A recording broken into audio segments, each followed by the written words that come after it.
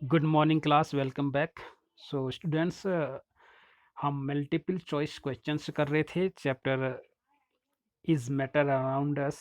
ठीक है, structure of atom में हमने ढेर सारे एमसीक्यूज किए थे। तो इसमें भी हम कुछ रिहर्सल करेंगे, कुछ प्रैक्टिस करेंगे, राइट। तो ऑलरेडी हमने इससे एक लेक्चर, दो लेक्चर पहले हमने एमसीक्यूज जो हैं कर लिए हैं, राइट। अब हम और कुछ महत्वपूर्ण जो भी हैं आपके पास एमसीक्यूज वो देखने वाले हैं, राइट। तो डिटेल में हम स्टडी करेंगे एमसीक्यूज का भी, राइट। क्यों हुआ, कैसे है, कैसे हुआ, राइट। तो this is lecture number third, right. And question is now, first question is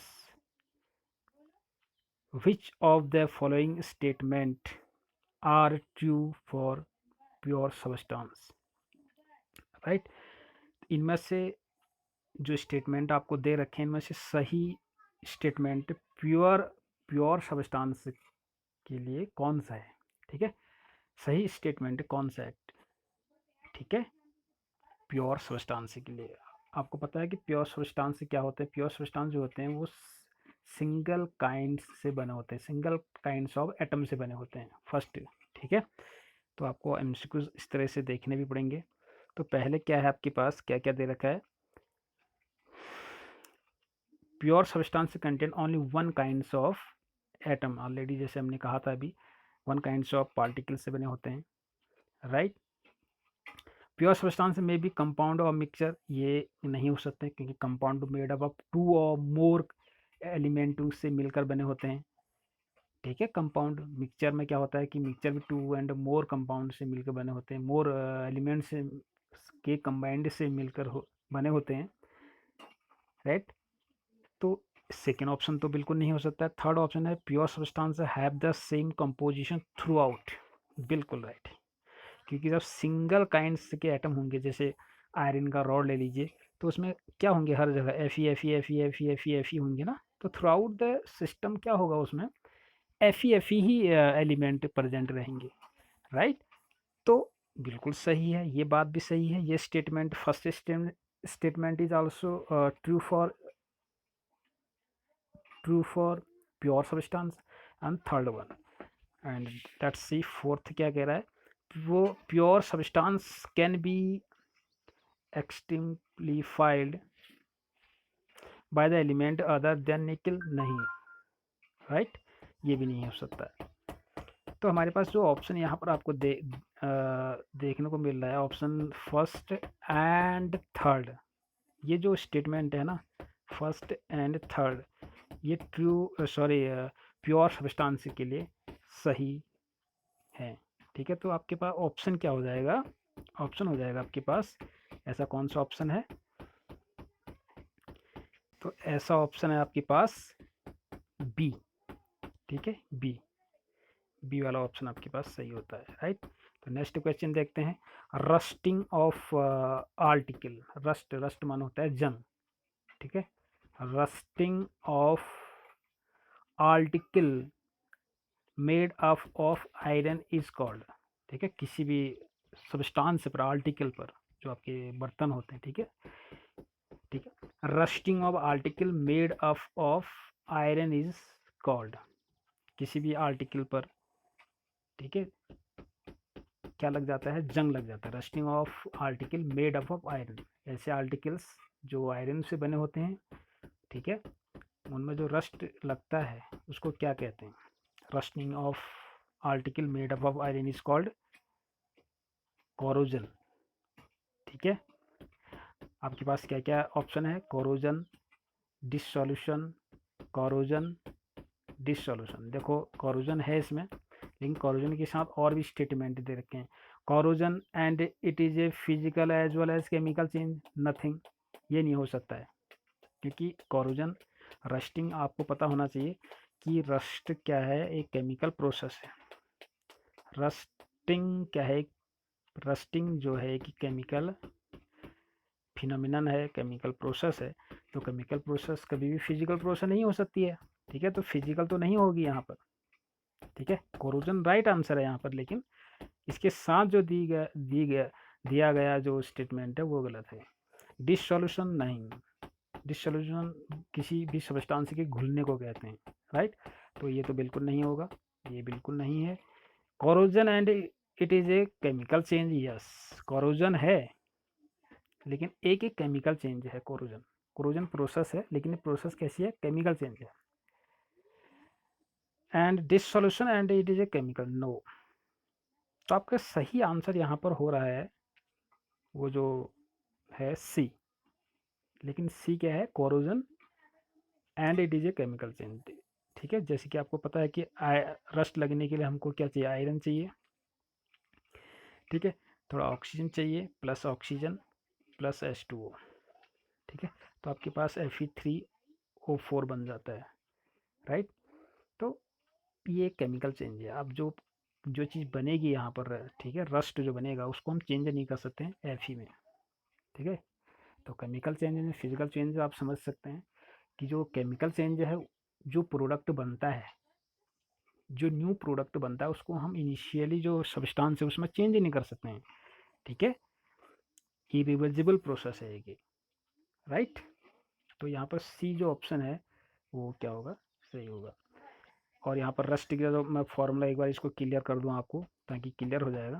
तो सी आंसर सही है, because rusting of iron is a corrosion, right. Clear है, रस्टिंग जो है, rusting of iron is a corrosion and it's a chemical change because rust is a chemical compound called hydrated iron oxide, जैसे कि मैंने अभी आपको बताया था, ठीक है। क्या बनेगा, Fe2O3 पॉइंट, यहाँ पर नंबर ऑफ हाइड्रोजन में एक्स मान लेता हूँ, सॉरी वाटर, एक्स मीन्स 2 भी हो सकता है, 3 भी हो सकता है, 6 भी हो सकता है, राइट। तो ये है फॉर्मूला रस्ट का, Fe2O3 point XH2O, x means 2, 3, 4, ठीक है, कुछ भी हो सकता है। तो rust is nothing but it is a chemical change. जो ये कंपाउंड बना, ठीक है, ये केमिकल प्रोसेस से बना हुआ है, तो इसको अब हम आयरन में चेंज नहीं कर सकते हैं, ठीक है। खाली Fe क्या है, आयरन है। जो ये बन रहा है ये क्या है, रस्ट, जंक जिसे हिंदी में कहते हैं जंक, राइट। एंड और आप जानते हैं जो physical changes are the changes in which substance identity is not change, ठीक है। अब यहाँ रस्ट की बिल्कुल आइडेंटिटी चेंज हो गई है, तो केमिकल चेंज है, ठीक। हाँ, लोहे के टुकड़े को आप 10 पीस बना दीजिए, 100 बना दीजिए, 1 लाख पीस कर दीजिए, लेकिन रस्ट जो आयरन है आपके पास, ये क्या है, आयरन ही तो रहेगा वो, ठीक है। तो physical change are not, physical changes are the changes in which substance identity is not change and can not back to its original form, ठीक है, ठीक है। और समझाने की आवश्यकता तो नहीं पड़ेगी, जैसे आपको मैंने एग्जांपल दिया था वाटर का, वाटर को आप फ्रीजर में डाल दीजिए, आइस बनेगा, आइस को फिर गर्म कीजिएगा तो आपको वाटर मिल जाएगा। तो भाई आइस क्या है, वाटर का ही मॉलिक्यूल है, लेकिन सॉलिड फॉर्म में है, कोई केमिकल चेंज नहीं हुआ है उसमें, उसमें भी H2O ही है, यहाँ भी H2O ही है, ठीक है। केमिकली दे आर सेम, ठीक है।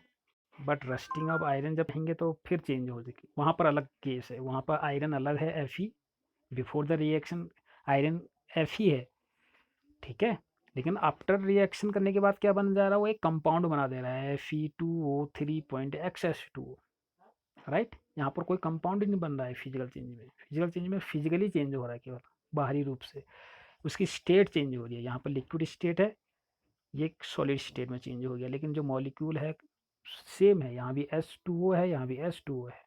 आयरन में क्या था कि Fe पहले था बिफोर द रिएक्शन, और आफ्टर द रिएक्शन क्या बन गया था, Fe2O3.XH2O, ये कंपाउंड बन गया था, राइट। तो ये अंतर होता है फिजिकल एंड केमिकल चेंज में। और रेस्ट जो है उसका फॉर्मूला एक बार आपको याद करना पड़ेगा, Fe2O3.XH2O, ठीक। अगर आप Fe2O3 भी बोलेंगे तो भी चलेगा, राइट। सो नेक्स्ट क्वेश्चन हम लेके आए हैं आपके लिए, डिस्कस करते हैं इस पॉइंट में। अ मिक्सचर ऑफ सल्फर, ठीक है, a mixture of sulphur and carbon disulphide, ठीक है, इज, ठीक है, राइट। तो जो क्वेश्चन आपके पास वो क्या है कि mixture of sulphur and carbon disulphide is क्या होगा, heterogeneous and show Tyndall effect, homogeneous Tyndall effect, heterogeneous not show Tyndall effect, homogeneous does. देखो टिंडल इफेक्ट हमेशा हेट्रोजीनियस मिक्सचर ही शो करते हैं, पहली बात तो ये है, पहला क्लियर, तो आपको आंसर यहीं से पता चल रहा होगा। पहली बात है मिक्सचर है, वो भी हेट्रोजीनियस, किस चीज़ को मिला रहे हो, carbon plus carbon plus carbon disulphide, ठीक है, कार्बन डाई सल्फाइड का आपको क्या मिल रहा है, एक हेट्रोजीनियस मिक्सचर है बोल रहा है वो, ठीक है। तो पहली बात है हेट्रोजीनियस है तो टिंडल इफेक्ट शो करेगा करेगा, ये पहला आंसर सही होगा, राइट। तो इसको एक्सप्लेन करने का क्या है कि अ मिक्सचर ऑफ सल्फर, ठीक है, and carbon dioxide is a heterogeneous colloid, right, and shows Tyndall effect.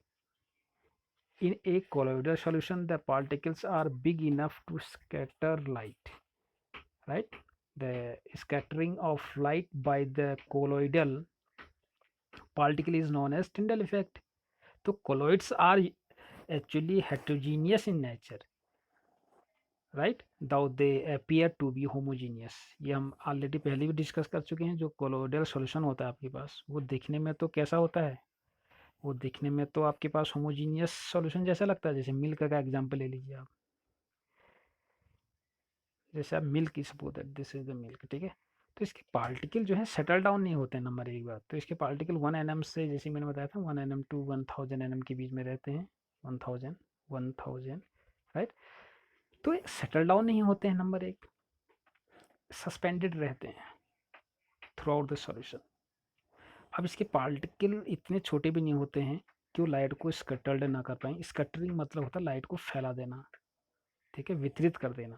ये लाइट आ रही है तो उसको क्या कहते हैं, क्या करते हैं, स्कैटरिंग कर देते हैं, स्कैटर्ड कर देते हैं, इसी फिनोमिनन को कहते हैं टिंडल इफेक्ट। तो इसका आंसर तो सिंपली आपको इस क्वेश्चन को पढ़ने से ही आपको आ जाना चाहिए, राइट। हेट्रोजीनियस मिक्सचर है तो यानी कि टिंडल इफेक्ट शो करेगा, ठीक है, राइट, राइट स्टूडेंट्स। तो ये तो था आपके पास, तो था आपके पास क्वेश्चन नंबर 3, ठीक है। क्वेश्चन नंबर 4 की ओर बढ़ते हैं। Tincture of tincture of iodine has antiseptic properties. This solution is made by dissolving. देखिए इससे पहले वाले जो लेक्चर में था उसमें था व्हाट इज टिंचर सॉल्यूशन, ठीक है। इसमें वो पूछ रहा है कि एंटीसेप्टिक प्रॉपर्टीज है इसकी, और ये किससे बनाया, किस कौन कौन से इसमें कंपोनेंट होते हैं, इसमें सॉल्यूट कौन होता है, सॉल्वेंट कौन होता है, इसमें हम डिस्कस करेंगे, राइट। जैसे कि मैंने पिछले लेक्चर में भी ये क्वेश्चन इसी प्रकार का आया हुआ था एक, ठीक है। तो टिंचर ऑफ आयोडीन क्या होता है कि एंटीसेप्टिक प्रॉपर्टीज होती है इसमें, ठीक है। जहाँ पे भी आपके पास कुछ कभी कट लग जाता है, घाव हो जाता है, तो वहाँ पर इसको अप्लाई किया जाता है, ठीक है। एंटीसेप्टिक प्रॉपर्टीज होती है इसकी एक, एंटीसेप्टिक, राइट। तो tincture is prepared by, actually tincture of iodine कहेंगे या फिर tinctures is prepared by the using 2 to 7%, इसको नोट डाउन कर लें आप, ठीक है। Tincture is prepared by using 2 to 7% chemical iodine, iodine and ether of potassium iodide KI, या फिर मिला सकते हैं आप सोडियम डिजॉल्व इन एल्कोहल। देखो सिंपल भाषा में आपको मैं बताऊं इस लेवल में, तो आयोडीन प्लस एल्कोहल के मिक्सचर को कहते हैं टिंचर ऑफ आयोडीन, टिंचर कहते हैं इसको, क्या कहते हैं, टिंचर। सिंपल भाषा में अगर हम कहें तो आयोडीन प्लस एल्कोहल के मिक्सचर को, ठीक है। Since alcohol is a good solvent and iodine does not dissolve in water, right, so answer should be alcohol,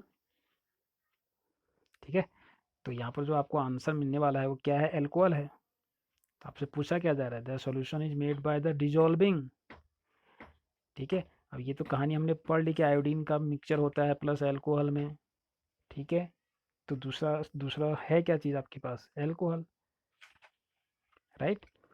तो answer should be alcohol, right, iodine in alcohol. ठीक है।